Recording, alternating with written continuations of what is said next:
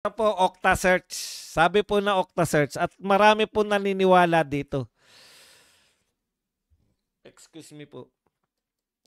Okay. Sabi po ni Prof.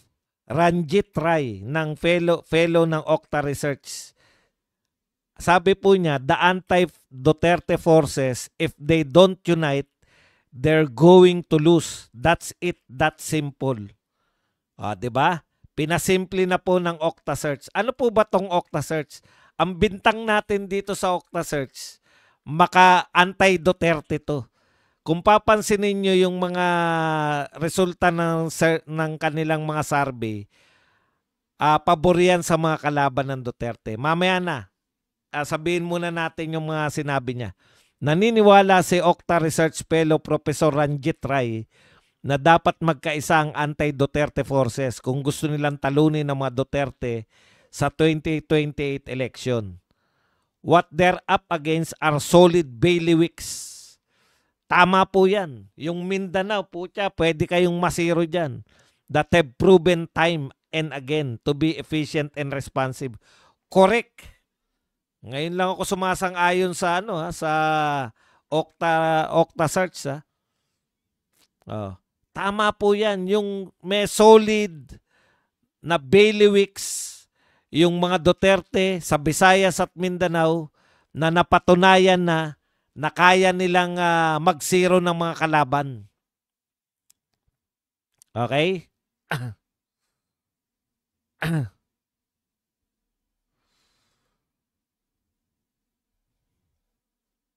The Duterte side, it's pretty clear. They're in the lead. They have tested their political machinery. It's now consolidating that base. And the base is proven to be effective. Dagdag pa niya. Yung pag-ikot ni BP Sara, akala nyo lang ikot lang ng ikot. Pero kinoconsolidate nyo na yung kanilang political no? Wala kayong magagawa. Mahusay yung mga Duterte. Ito po ay galing sa isang survey company na pinaghinalaan natin na anti-Duterte. Okay.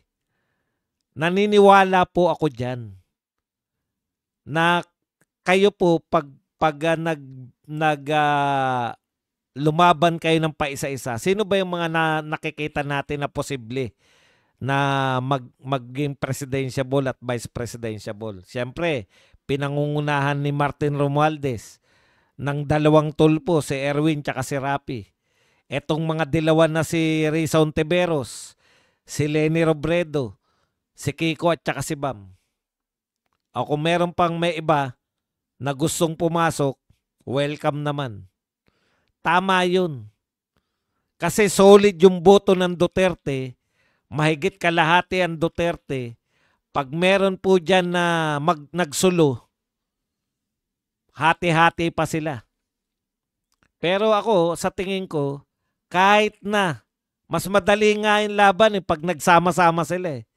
Isa na lang ang kalaban natin . Mas madaling sagutin, di ba? Kahit na ano pong gawin niya mga yan, matuloy lang po ang eleksyon, hindi po mananalo kay BP Sara sila. Yan ang tinitiya ko sa inyo. Delia Pineda, kape ka muna, Boss Buds, bago mag-init ulo mo.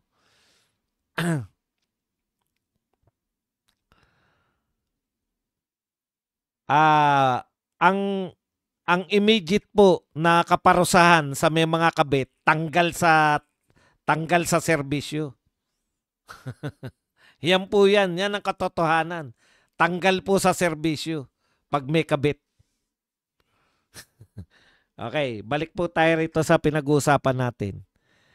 Kaya lang, alam mo, Okta, okay, naniniwala ako sa sinasabi mo. Leading ngayon yung mga Duterte. Ang tanging chance po ng mga anti-Duterte, magkaisa sila. Baka may chance. Baka lang. Pero tingin ko, lalamunin pa rin yan . Landslide talaga si BP Sara. No? Landslide pa rin kahit na magsama-sama sila lahat. Pero may puna ako sa iyo, Okta Search. No? Naniniwala ako sa sinasabi mo.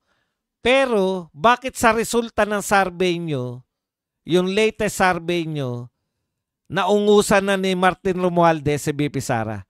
Ibig sabihin, ikaw mismo hindi ka naniniwala sa survey result nyo. Sa survey result nyo, 57 si, 57 si BP si Martin, 53 o 54 lang si Sara Duterte.